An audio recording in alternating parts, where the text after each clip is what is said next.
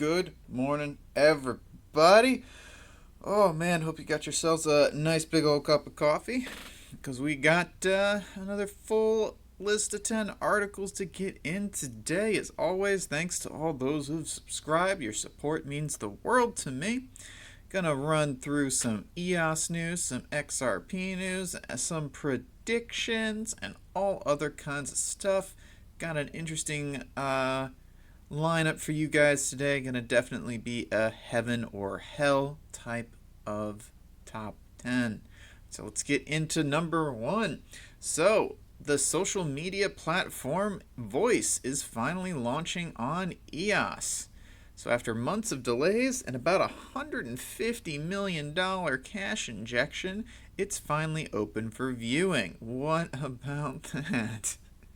So yeah, it will reward users for quality content, and it aims to create a transparent social media platform.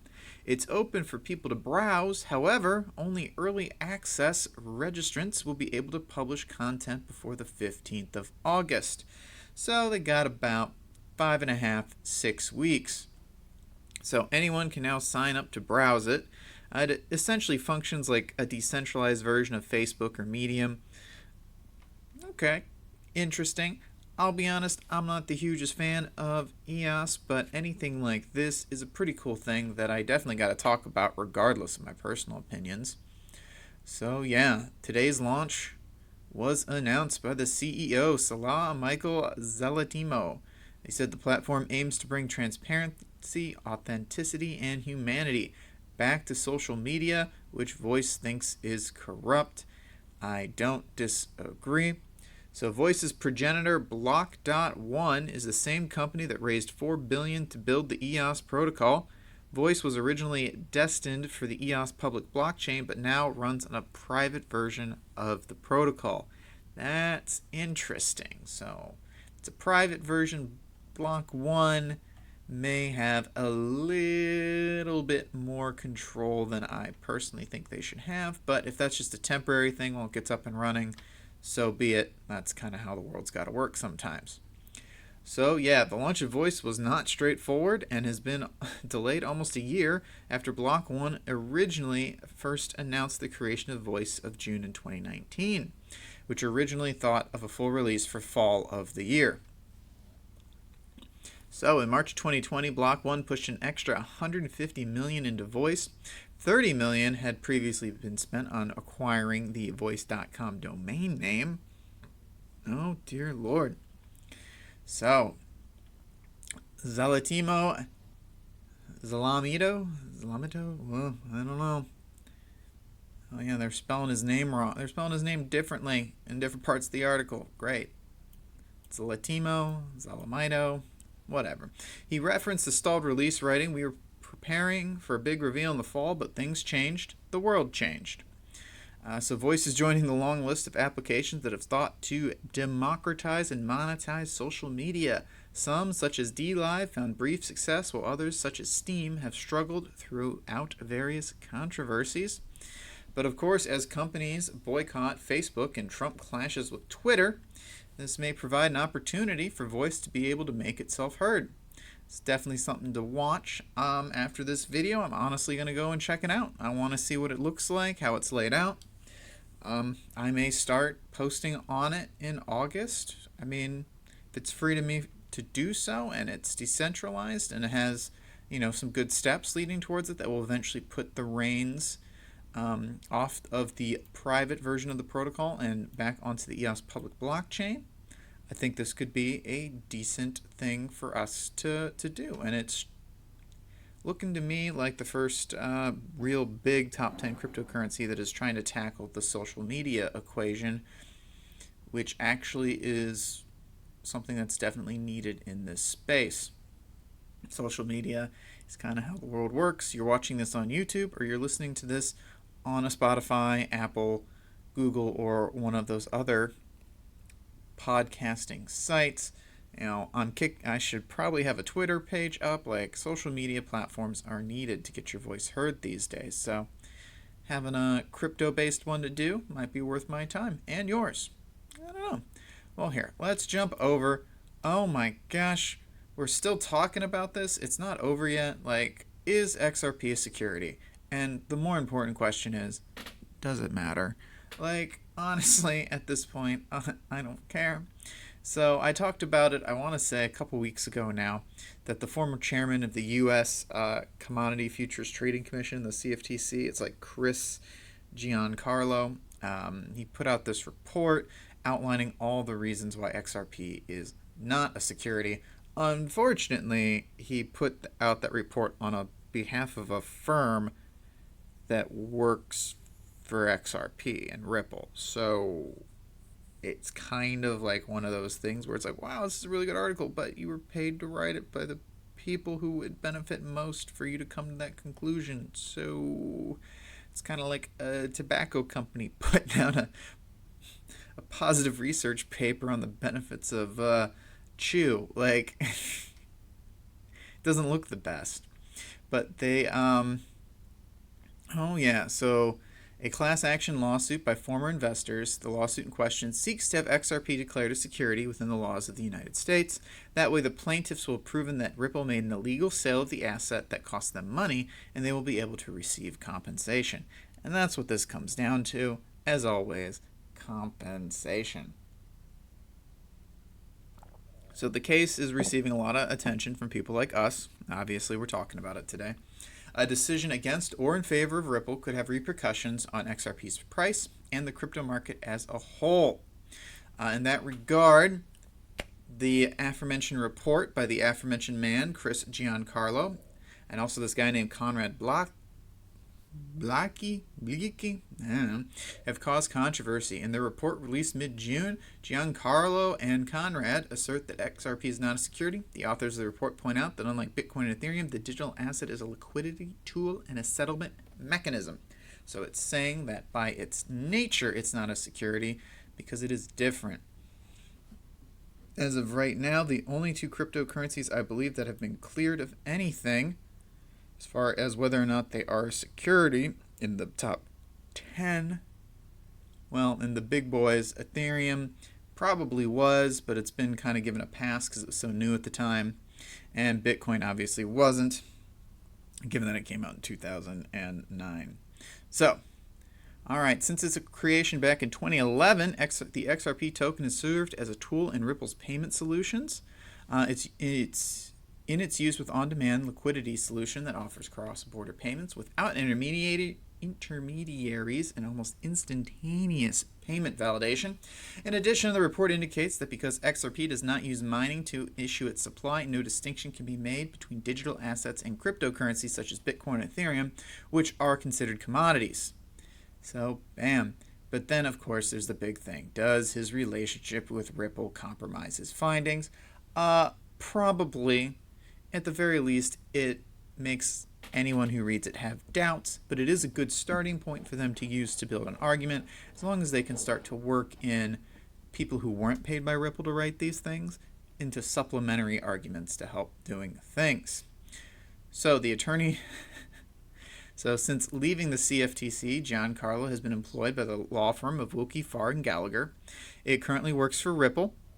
The Attorney General for the Compound platform, Jake Chervinsky, called Giancarlo's report noise. Chervinsky said the only opinion that counts on this point belongs to the Security and Exchange Commission. The lawyer said, and I quote, "We shouldn't waste time on a vague blog post with no new arguments or citations written by Ripple's lawyers using facts Ripple's provided." I think that is an overgeneralization and honestly a very harsh critique of his work. I know it feels like I might be critiquing what he's doing, but I'm just pointing out what I feel are legitimate doubts. But honestly, the article he put out I don't think was a blog post, and I think it actually did cite and eloquently argue his points and should have some merit. If you were in a court and there were lawyers fighting each other, the judge would obviously hear both arguments, and I think if this ever goes into a court and Wilkie, Farr, and Gallagher are representatives, they would be well within their rights to put this before a judge to read. So in this case, I think this guy's just trying to blow smoke and make it seem like they don't have a leg to stand on. But that's my opinion, and as always, I'm some dude yelling into a microphone in his basement office.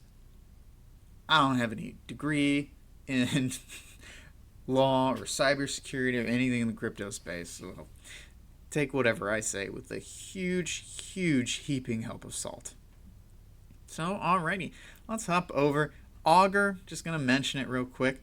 They're betting on whether or not Trump will win the White House in 2020. I don't know how many of you are non-Americans and not really paying attention, but polls have Trump pretty far behind right now, but polls had Trump very far behind in 2016. Well, not as far behind as he is now, but behind. So in traditional markets, there's a sense that Trump is not going to be winning in 2020, which the election will happen, I believe, on the 3rd or 4th of November this year. So yeah, so they're using this, they're using Augur, they're betting on Trump. Augur markets have Trump at a 55% chance of winning re-election and being inaugurated for the 2021 through 2025 presidential term, according to predictions.global. The presidential election is scheduled for Tuesday, November the 3rd, 2020, and the inauguration is Wednesday, January 20th, 2021. The market will be resolved by the end of Inauguration Day at the latest. If it is clear that Donald J. Trump will not be inaugurated as president, prior to that, the market will be resolved earlier. So for those of you who don't know, Augur is a fairly large cryptocurrency platform that allows users to bet on a given event's outcome through the buying and selling of shares on the event's market. Because Augur is decentralized, anyone can create a market as long as the event that is being bet on is legitimate. Maybe even illegitimate, but then no one bets on it. So, over on the crypto derivatives exchange FTX, they're also doing the same thing, but over on FTX, they're predicting Trump will lose the election, with the futures contract trading at a little over 40 cents, meaning that Trump has a 40% chance of winning. The Trump futures contract will expire to either $1 if Trump wins or 0 if he loses. Bettors are able to either long or short the contract based on their election stance. I'm not really going to get into the political thing. Cryptocurrency space, in my opinion, trends Republican, which Trump is. However, he is not very popular in the United States overall, and the handling of particularly the coronavirus outbreak has hampered his election chances. We'll see. November's a long way off, but there's a lot of controversy surrounding him right now, which he seems to thrive in, so that's not to say that he cannot overcome it, but it remains to be seen. But yeah, let's move on, talk about South America. We'll keep it on this side of the pond. So yeah, building blockchains secretly in South America. Oh man. So, Null's core developer Berzek speaks on the state of blockchain technology in Latin America. Oh yeah, so crypto adoption in Latin America will likely accelerate. He's saying in Latin America, crypto adoption is relatively high for a few reasons, but mostly people don't trust their financial systems. Now that a global recession is looming, people do not believe their banking system will hold. So crypto adoption will likely accelerate. A few countries may seize current opportunities and try to spearhead blockchain development, but that is still too early to know which countries will take the lead. I believe we've talked about the Argentinian centavo being equal to a Satoshi. Venezuela has been in the throes of their own issues for what feels like a decade to me at this point. Their blockchain adoption is accelerating, particularly with Bitcoin. So I think Berzek's thought process is pretty sound. He's a core developer for Nulls. He said the good news is that more and more people are starting to understand the potential. And then he goes on to talk about, Latin America, how, it's a very socialist area of the world versus cryptos. And, Bolivia in particular is a very anti-crypto stance under Morales' government. But he elaborates that he believes both crypto and blockchain concepts are compatible with state philosophies. And I agree. I think just because you're a socialist country and the crypto space tends to lean more self-sufficient and self-independent doesn't mean you can't marry the two. So under this socialist wave in Latin America, usually those governments have striven for obsessive control and centralization to have a tighter grip on the economy and stay in power. I think the key here is to stay in power, but that's beside the point. Crypto operates in the exact opposite direction. Consequently, Latin America, or Latin, has missed a golden opportunity to drive adoption and attract international investment companies. Fortunately, many of these governments have shifted power, and things are starting to look better. I do agree with that. I think decentralization is the future. Having multiple points instead of one point is great, because if the power goes out or a bomb gets dropped or an EMP or this or that or anything, having multiple different servers, having multiple different nodes, having multiple different miners spread all around the world can help things run. Decentralization, to me, is awesome. But he warns that cryptos in general, not just for people in Latin America, are still seen as a means to get rich fast, and states that cryptos are speculative assets because we're not even close to showing its grossly huge potential. And I do like this last little piece that he included from him.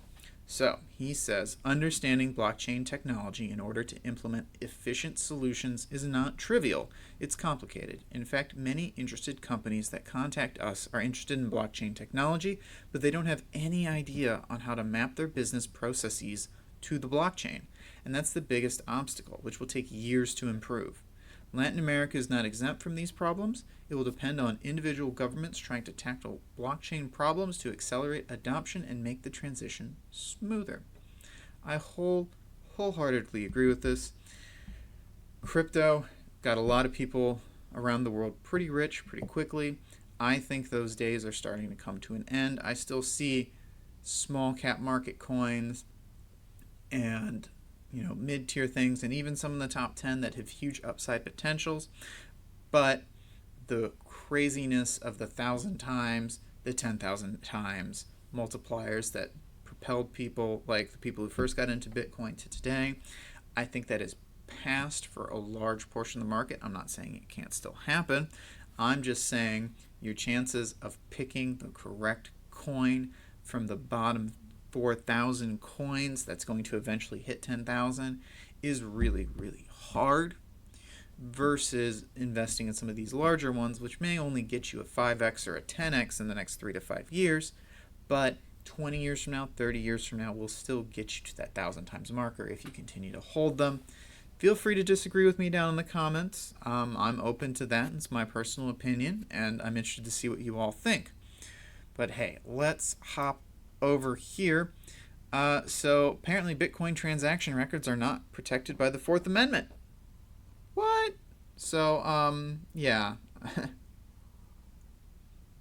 This headline's blown a little bit out of proportion. Let me read the article and then we'll discuss. So it was a Fifth Circuit panel of judges that Bitcoin transaction data is not protected by the Fourth Amendment, which is designed to prohibit unreasonable searches and seizures. I think that's the key, unreasonable. So the ruling was in conjunction with the case against this Richard guy, who's, I'm not going to give him any press because he's a monster, was sentenced to 70 months in federal prison last year after paying for access to child pornography using crypto. The FBI subpoenaed crypto exchange Coinbase to track his payments to the illicit websites. In his appeals, this idiot, monster, scum, I don't know what other adjectives to use, argues that he has a reasonable expectation of privacy in his crypto transactions. Although he believes that law enforcement violated his Fourth Amendment rights when they seized records from his exchange, here's what the panel of judges stated. Bitcoin users have the option to maintain a high level of privacy by transacting without a third-party intermediary, but that requires technical experience. So Bitcoin users may elect to sacrifice some privacy by transacting through an intermediary such as Coinbase. Thus, he lacked a privacy interest in the records of his Bitcoin transactions on Coinbase.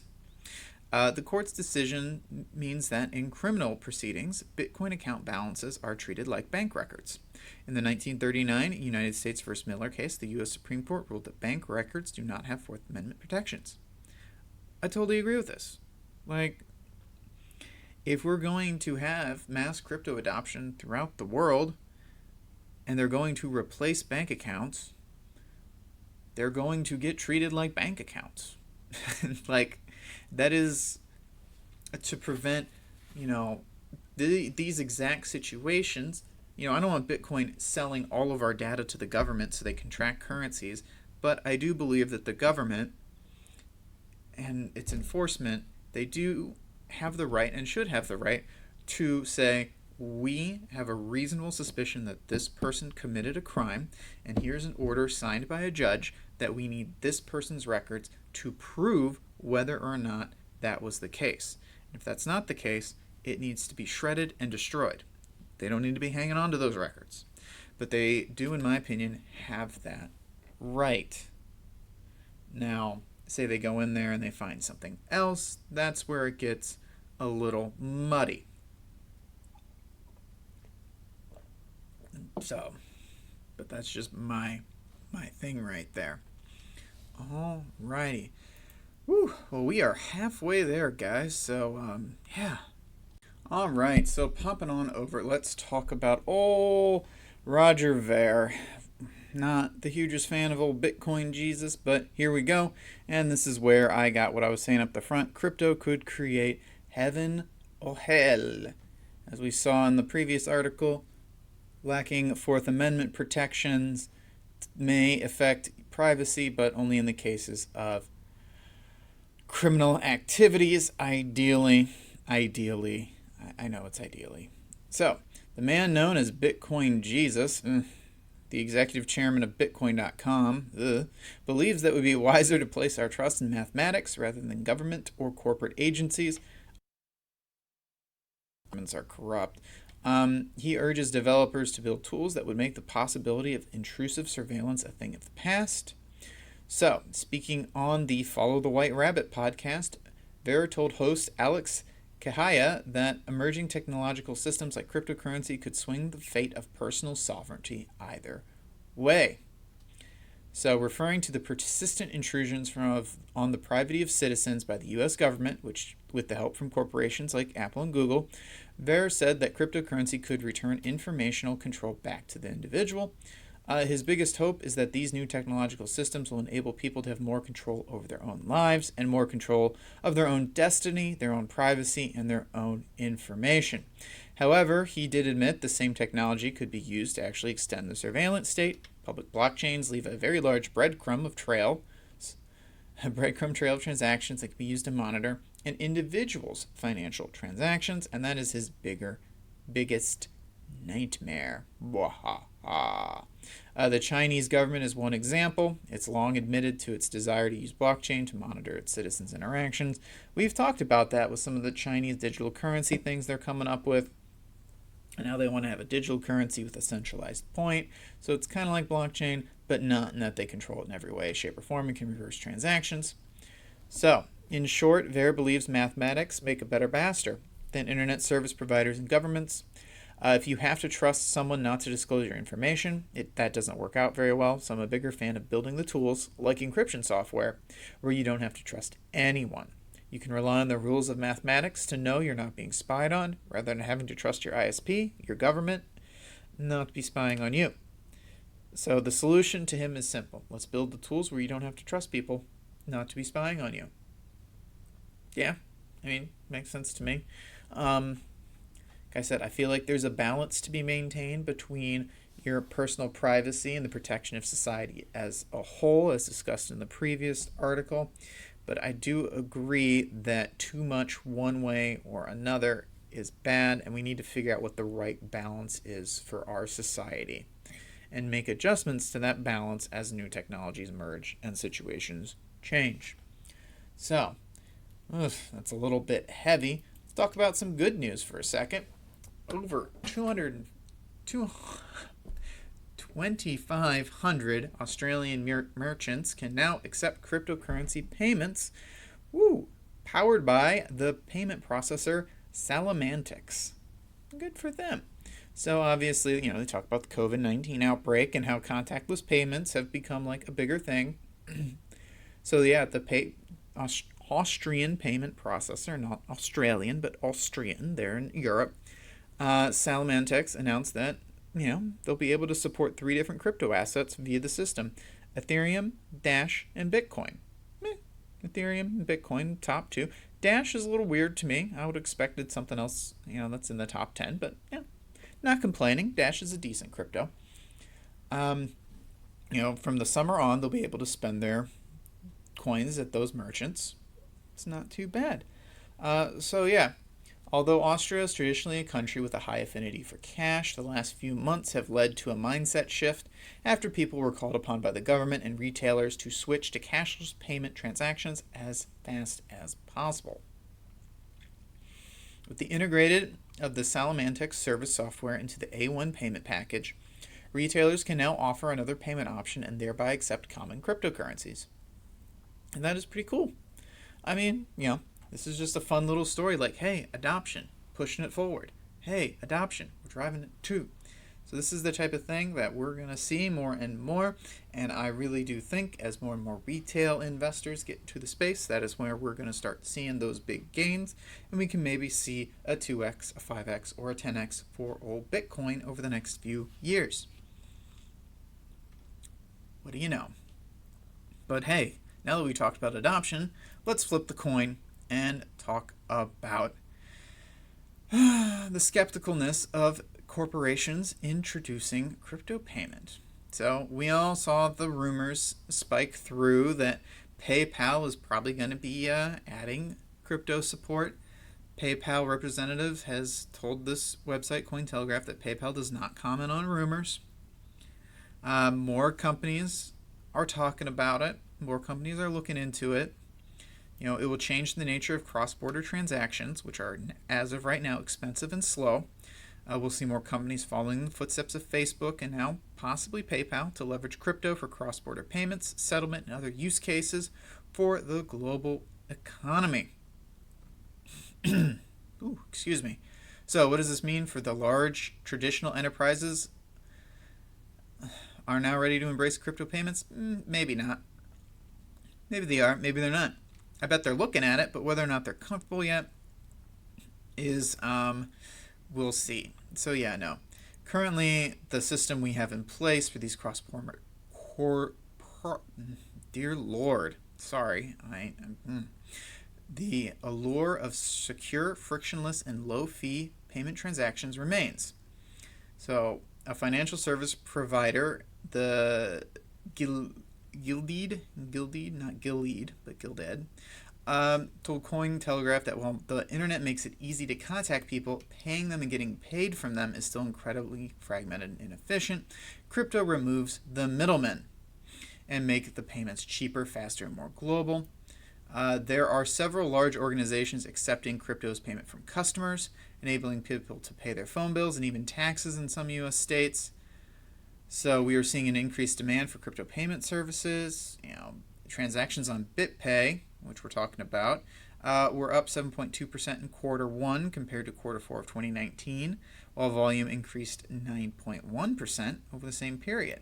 So we're looking like they're pulling all these different things, talking about these different, companies and crypto payment processors. They're seeing huge spikes in demand.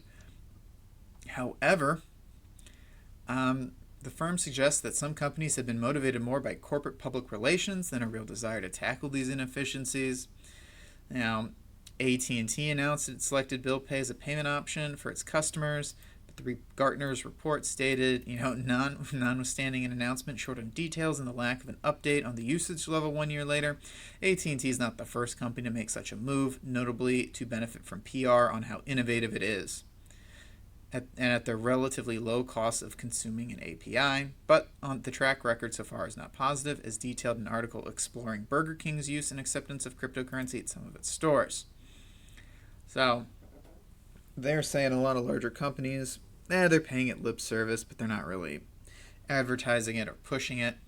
And there's still some holdups on our end as well that we need to move to. So, in this, the idea is crypto wallet. So they need to feel safe, secure, and as functional as a bank account in order for businesses to trust it.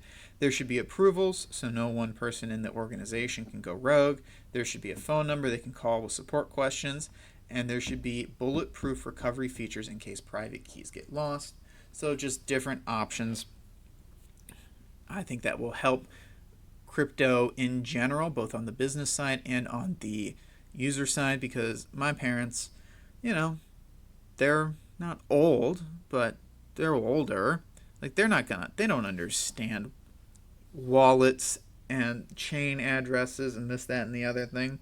If I showed them how to use Coinbase and they were able to scan a QR code, yeah, they could figure that out pretty quickly. But for this to be worldwide, we do need these things. We do need to continue to develop the software and make it easier. And these wallet providers may need to start moving in this direction, but we'll see. Liquidity also factors into it. Whether crypto transactions become too costly or slow. So like buying Bitcoin in a US exchange may entail a 1% fee paid to someone in Singapore. That vendor would then withdraw funds into their local currency for another 1% fee, and this would make the whole process just as expensive as a credit card payment and would require several days due to bank deposit withdrawal/lag. Well, that's the thing. You just never convert the Bitcoin back to US currency, and that's just how it goes. Once we're all on Bitcoin and it's just flowing through the system or whatever crypto we're on, we won't have those delays. But anyways, that's just me. But yeah, also many merchants are unaware of the massive size and value of crypto users. Market cap's like more than 200 billion. It's got a massive possible customer base for merchants. Purchases made with Bitcoin are on average 2.5 times higher than credit cards, with many of these customers being new. That's the key. It's really helping unbanked people in areas of the world that don't have ready access to it. So, hopping back over, talking of PayPal specifically, Sog and I added the sale of crypto assets will be a simple integration, as it will be more of an exchange wallet service that they will provide. The new PayPal Venmo entity will emerge as a direct competitor to crypto-focused companies like Coinbase. Bam. And then there's a huge long thing talking about stable coins and whether or not they may be the solution and all this stuff. This is a really, really long article, and it's below in the description of the episode. I'd take a look at it. It's a long read, but it's an interesting read on why corporations may or may not be ready just yet to jump into crypto.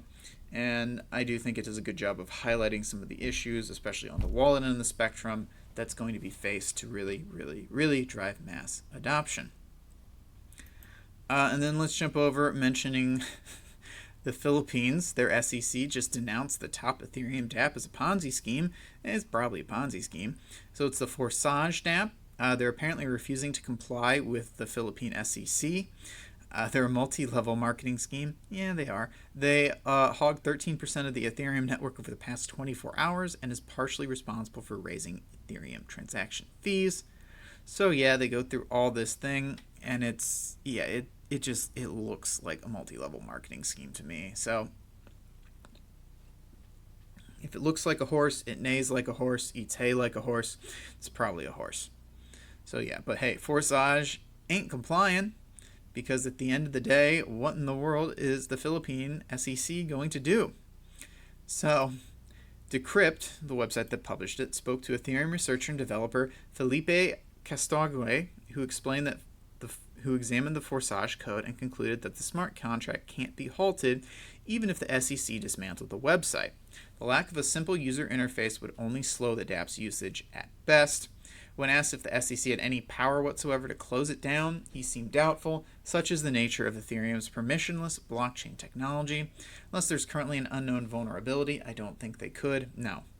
They could try to track down who the users are by asking information to exchange they use and then reaching out to users directly, but that may well prove to be costly and inefficient. So there's also another dApp that's looking like it's pretty shady going on out there. It's not the only one, but hey, unfortunately it is inevitable and unstoppable that this is going to happen due to the permissionless nature of the technology. I suspect that even with strong regulation, Ponzi schemes on Ethereum will still be common, especially as privacy tools available on Ethereum get better. So if you have money to lose, there's no need to rush over to Forsage. It's probably not going anywhere anytime soon. that is one of the things we're going to have to be careful, because this is what will cause governments to crack down when people are idiots and do stuff like this. But I ain't going to end things on a downer note. UNICEF. Oh, good. The United Nations has a crypto fund now to invest $100K in humanitarian blockchain projects. Well, probably products too. So over the past 4 years, the United Nations International Children's Fund has been investing in startups applying open source technology, hoping to make the world a better place, and is looking to step its game up even further. So yeah, UNICEF has invested in over 50 startups across 35 countries, investing in technologies that have the potential to influence billions, especially children, in emerging companies. As such, UNICEF invested $100,000 of equity-free funding through its innovation fund a year and a half ago into 6 startups, 3 of which were focused on blockchain. Hey, there we go. Nice little golf clap for you. So UNICEF's Innovation Fund allows companies to partake in a 1-year portfolio experience. They provide non-financial benefits that go along with the investment. They look for companies with a prototype that can be reviewed and strengthened to benefit a large number of users. And they support companies in a number of ways, helping them prepare to speak with additional investors after the 1-year program ends. So kind of like a little incubation thing for companies that they think are going to be able to offer sustainable solutions to the world. That's really nice. That's really good. I wish more of the United Nations programs were kind of like this, fostering growth and development instead of whatever it is they actually do on a daily basis. I don't know what it is. Maybe it's because I'm an American, but I don't really see them doing a lot. Just, But hey.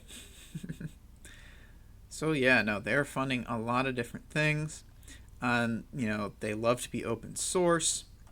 Obviously, traditional software approaches create a dependency by the user on the tech provider, but open source licensed software confers the freedom to use, modify, and share for any purposes, not just those allowed or even envisioned by the original creators.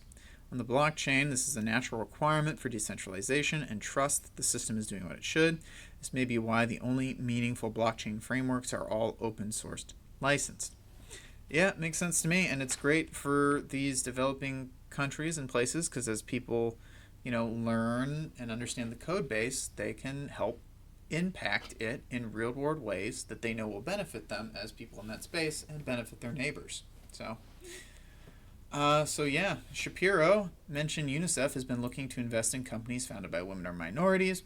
Although this hasn't been easy, 40% of the investments in UNICEF's Innovation Fund have been made by women-led companies, and she hopes the number will reach 50% or parity by the end of this year. Surprisingly, COVID hasn't created many issues for UNICEF in terms of finding startups, as most of the processes have always been virtual. Cool. So yeah, I figured I'd end this on a little light note. There are some people out there doing some good in the world and trying to make this place just a little bit better. Turn it a bit towards heaven and not quite towards hell. But anyways, I digress. So, wrap things up. Let's go here and look at the top 10 coins by market cap. It's a pretty blah day. Bitcoin SV is actually at 0.0% on the day. Let's see. Bitcoin, Ethereum, XRP, Bitcoin Cash, Litecoin, and Binance Coin are all down by less than 1%. Cardano actually dropped by about 3%. A little bit of everyone coming down from the high after the virtual summit. We'll probably see some consolidation for a few weeks as things heat up towards the code drop of Shelley.